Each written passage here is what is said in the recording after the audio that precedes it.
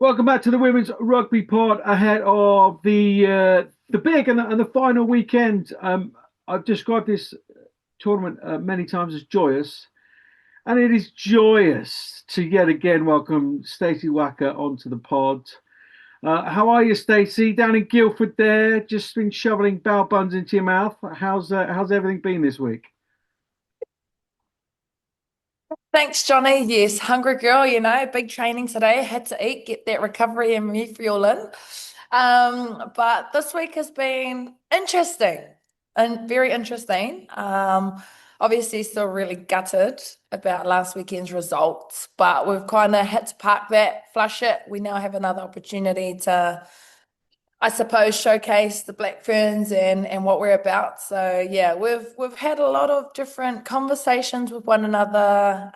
We've obviously looked at what we could have done better, blah blah, and have focused more so on France this week because we want to leave this country on a high. And I'm glad we get one more opportunity to potentially snatch that bronze medal and take it back home. There you are. I mean, yeah, that'll do. That's the pod summed up in one answer. So yeah, great. We'll leave it there. No.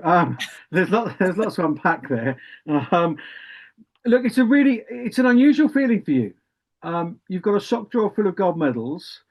How much of the work earlier this week was the mental side? I mean, you talk about conversations there; those must have been difficult, but also very unusual for you individually, but also as a group. It's not something you're used to having conversations about. Yeah, I think for me, the word that comes to mind the most is perspective. Perspective in the sense that I'm very grateful. I've obviously won the last two World Cups, and those were amazing feelings. And to have this week, weird feeling because we're not actually going for the big one, the big finale. And it's like, damn it, this sucks. But then the other side and the other perspective is okay, it sucks, but we've just got to keep on going. Like, yeah, for some girls who it's their first time World Cup, they would have ideally loved to win or be in the final, but unfortunately it isn't. And their perspective is they're only young.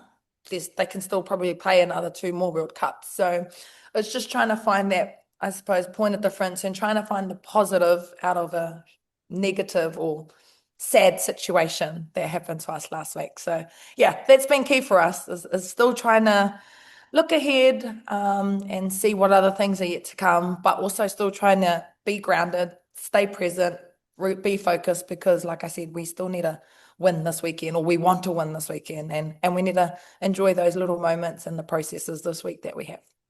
Yeah, well, obviously you're going to have another week getting into those semi-finals, whichever final you're in. Um, I mean, it's no consolation. You're part of what was an unbelievable game of World Cup rugby. Yeah, I've covered quite a few World Cups, and it's certainly in the top three for me. Unbelievable game. What was top of the to-do list to polish to get right on the park ahead of Mm. France this weekend? I think it's pretty obvious. The top of the to-do list is stop making silly errors and stop giving away too many penalties. It's quite fascinating actually because there's no real trend that the coaches can find in our discipline. So that's been quite tough. I think for us, it's not really a team issue, it's an individual issue. For whatever reason, they make that decision in the split second that they make it, and it's not the right one. And it obviously puts us on the back foot. We actually created a graph of stacking negative moments, and when we keep stacking those negatives, there leads to a try, or there leads to a line break, or it leads to them down in our half where we don't want to be. So we needed to, I suppose, regroup at halftime and come out in the second half, hold on to possession, stop giving away silly errors or silly penalties, because if we start stacking positive moments, that's when we found our flow. That's when we found the Black Ferns at their best, going through teams, and we managed to get a few tries in the end. But we just, I suppose, didn't do that enough. And then Canada, wow, they just played the absolute game of their lives and they played an amazing game plan. Everything stuck for them, every offload, every run, everything. Like watching it back, it's like, holy heck, they came out and we expected them to, right? Like everyone comes out in the semi-final a whole different level because it literally is do or die, and everyone wants to play in the final. So yeah, those are probably the key things for us, and it has been a trend this World Cup. If you look at all the stats across the board, we have given away too many silly things, and we just kind of, I suppose, have to pay for it. Yeah, tightening those nuts and bolts. Did you feel it that first 20 minutes? Because I'm not. I mean, they were pretty faultless and literally faultless. That first 20 minutes. What were the feelings in that first 20 minutes? Geez, this game is getting away from us pretty quickly, I imagine.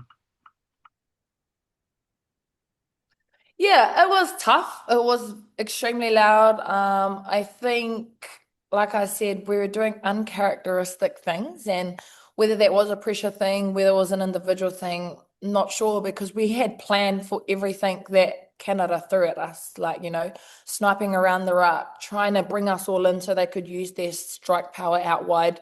We had planned for those situations. We knew what they were going to bring, but we still couldn't defend it. And yeah, I don't know. We still can't quite figure out why. But we know now what is in our control for this weekend against France. We're going to be like, okay, it's all good. We just didn't execute it well enough, and we need to be better if we want to beat France this weekend. Yeah, you want to go out on a high. Your Black Ferns. That's what you do. Who and what are the biggest challenges when you face the French?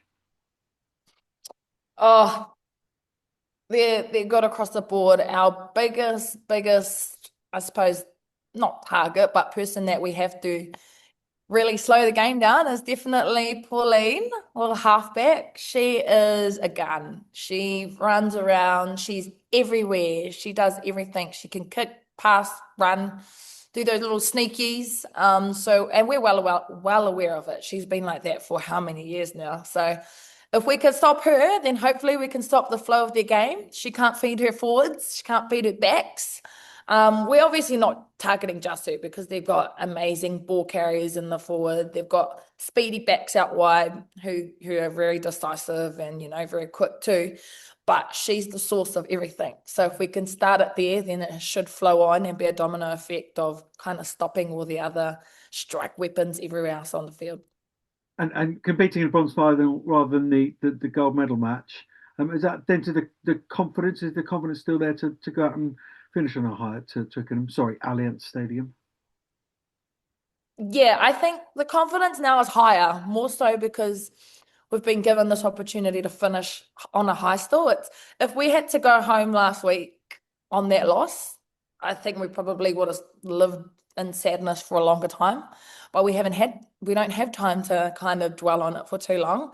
And we're just enjoying each day. We're trying to find every single positive, and it's like, okay, what did we do here wrong? What are we going to do better? And just a lot of solution-based focus for us moving into this week, which is really cool. The girls are still in happy spirits, and that's the perspective of it's just a game. It's just sport. We all play rugby.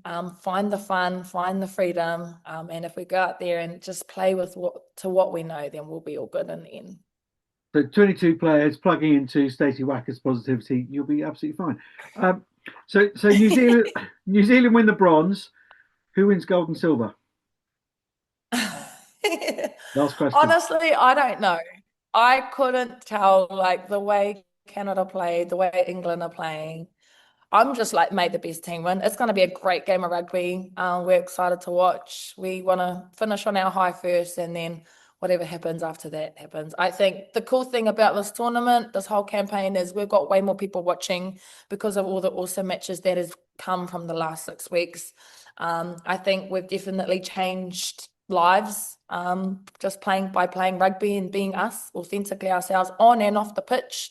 So obviously a lot of cool content people around who are showcasing that, and that's the positivity around this World Cup and the growth and the standards that we've kind of, I suppose, planned for and chased. So yeah, whatever happens this weekend, it's going to be amazing, and I'm just excited for the future after this because lots more things will be coming. Awesome. Only because it's you am I going to allow you to sit on the fence and not give me an answer as to who's going to win. But look, Stacey, I'm going to have a few more bell buns. It's been an absolute treat to speak to you a couple of times during this World Cup. I really appreciate it, and all the very, very best at Twickenham. Awesome. Thanks, Johnny. Appreciate ya.